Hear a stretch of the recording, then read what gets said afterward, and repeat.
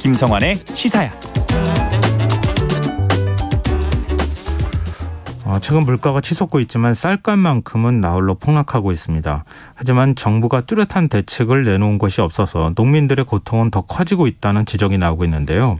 쌀값 폭락 사태 얼마나 심각한지 또 대책은 없는지 이근혁 전국 농민의 총연맹 정책위원장 연결해서 얘기 나눠보도록 하겠습니다. 위원장님 안녕하세요. 네, 안녕하세요. 네, 지금 쌀값 떨어진다는 얘기는 아마 기사로 접하신 분들도 있기는 할 것 같은데요. 또 쌀을 구매하시는 분들도 아마 체감적으로 느끼시기는 할 것 같은데 쌀값이 어느 정도 지금 떨어졌습니까? 쌀값이 45년 만에 한 예. 20% 정도 수준이 떨어졌습니다. 한 7개월 만에. 그래서 통계 역사상 이렇게 단기간에 예. 20% 이상이 떨어진 건 처음입니다.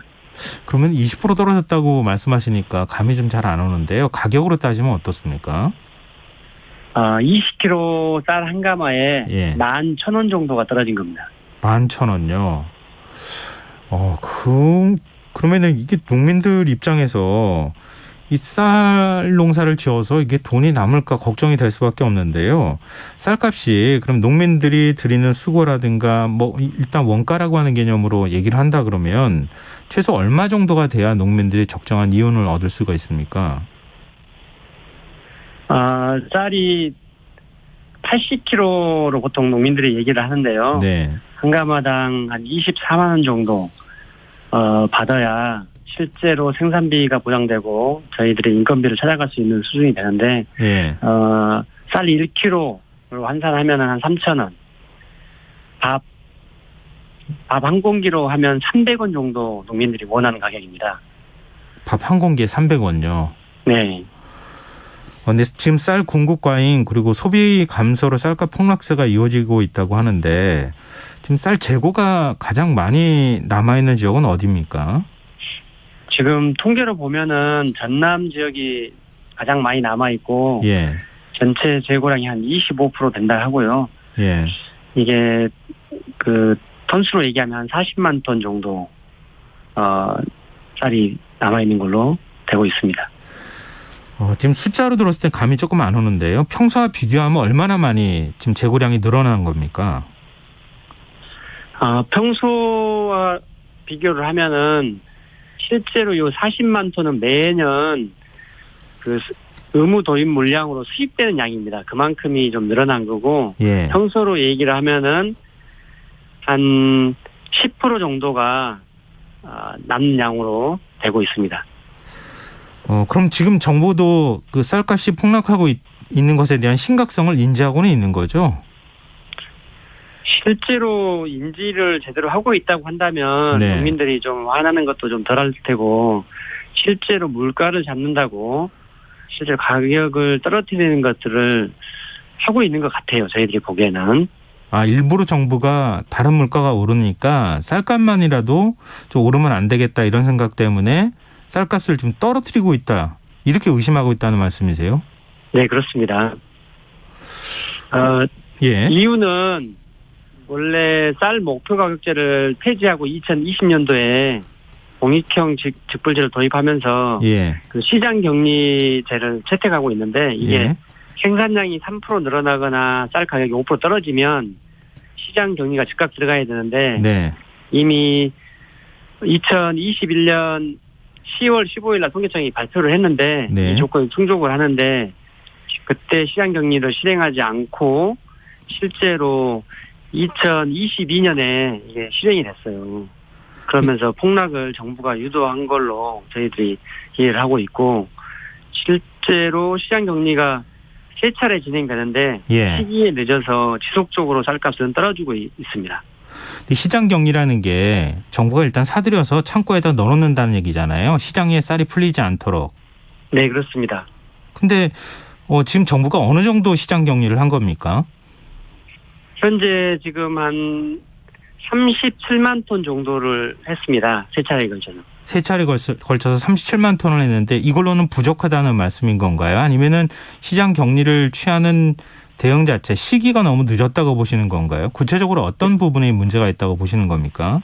첫째로는 시기가 늦은 거고요. 예. 원래 10월 15일 날 정도 되면 네. 쌀 수확량이 예측이 되기 때문에 격리를 실행하겠다고 정부가 안을 냈는데 예. 그 시기가 늦은 거 있고 네. 또한 제도적으로 최저가 입찰 방식 가격을 가장 낮게 써내야 그 시장 격리에 응할 수 있는 가격이 됩니다. 그래서 가격을 일부러 떨어뜨리는 의도가 다분히 있는 제도를 채택한 것이 그렇다고 보여집니다. 그러면은 농민분들은 지금 어떤 요구를 하고 있는 겁니까? 시장 격리를 추가로 더 해야 된다는 겁니까? 아니면 다른 조치가 필요하다고 하시는 겁니까?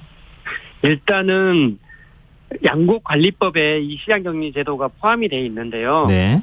정부가 처음에 약속했듯이 제도를 바꿨을 때 쌀 목표 가격제를 공익형 직불제로 바꿨을 때 시장격리를 하기로 했던 요건이 갖춰지면 즉각 실행을 해야 되는데 이것을 하지 않은 그래서 양곡관리법 개정을 해야 된다 이런 요구를 하고 있고 네. 또 하나는 실제로 쌀 생산량이 100%가 넘어서서 생긴 양이 아니고 예. 우리나라가 그 WTO 의무 수입 물량, 의무 도입 물량이 실제로 한 40만 8,700톤 정도 돼요. 예. 그 양만큼이 남아서 실제로 가격을 떨어뜨리는 이유가 된다고 생각을 하고 있습니다. 그래서 이것을 격리를 해야 한다고 농민들이 요구를 하고 있었던 거죠. 근데 말씀하시는 가운데 공익형 직불제 도입이라고 하는 표현을 사용하셨는데요.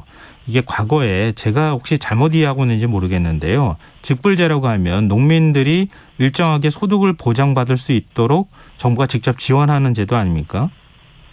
네, 맞습니다. 그랬을 때 직불제가 쌀 목표 가격을 정해놨습니다. 예.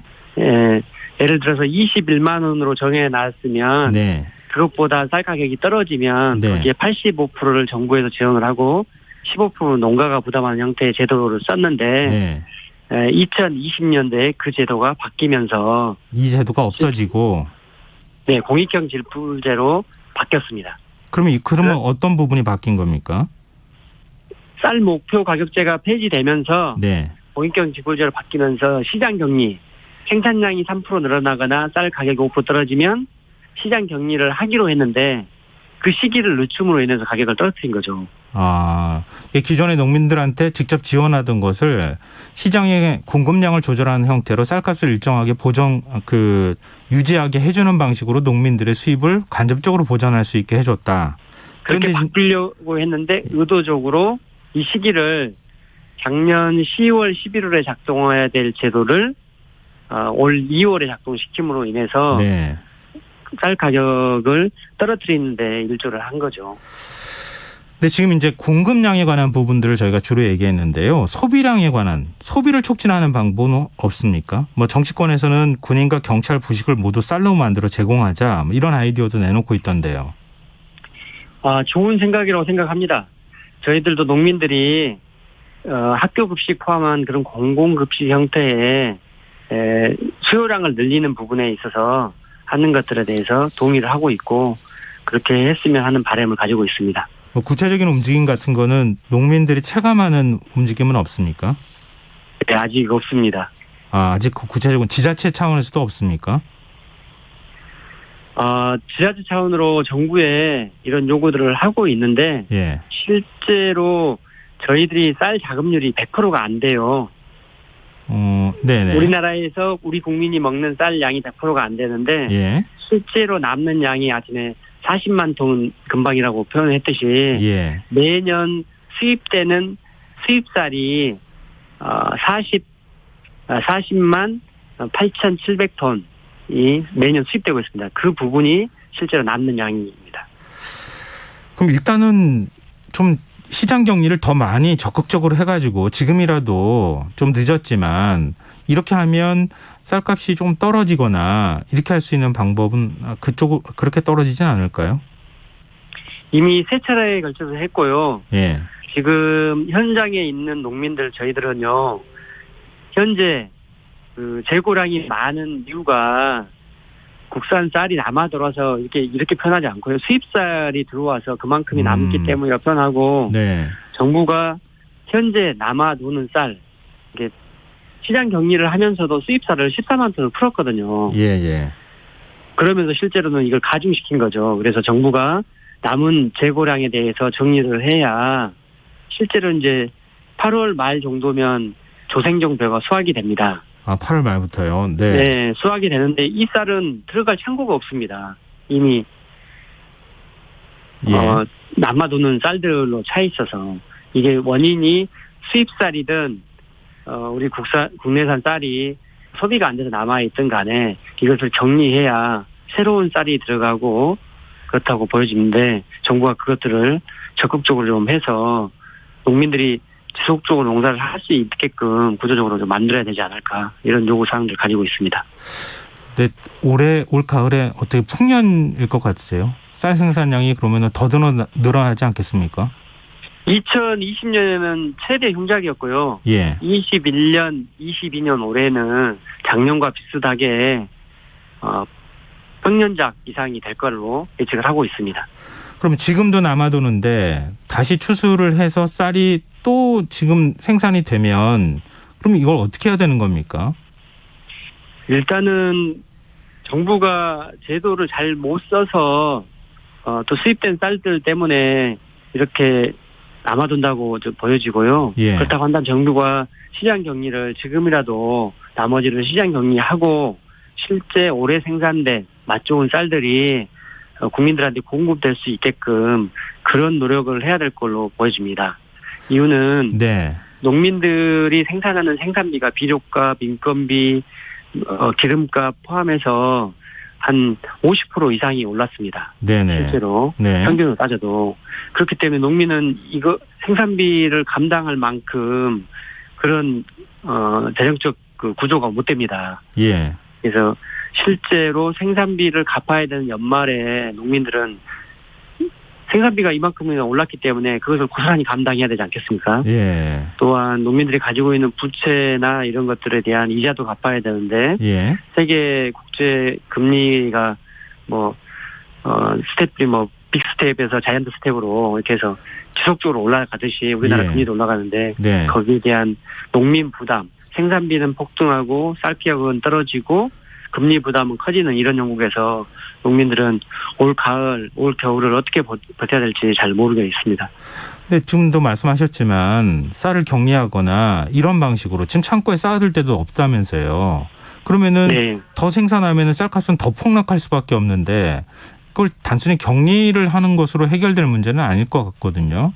농민들한테 뭐 금리 문제라든가 금융적인 지원이라든가 다른 지원이 직접 지원이 좀 필요하다고 보시는 겁니까? 2020년도까지는 타작물 재배나 이런 걸 통해서 실제로 쌀 수확량이 많지 않게끔 노력을 했습니다. 네. 새 정부 들어서면서 없어졌던 것들을 늦게 이런 사태가 발생하는 22년에 조급하니 실행을 하고 2023년에는 또 한다고 합니다. 네. 그래서 이런 것들이 현재 밀가루는 우리 자급률이 0.7% 정도밖에 안 되는데 네. 이것들은 현재 한 50%, 40, 50% 정도 폭등을 했습니다. 예.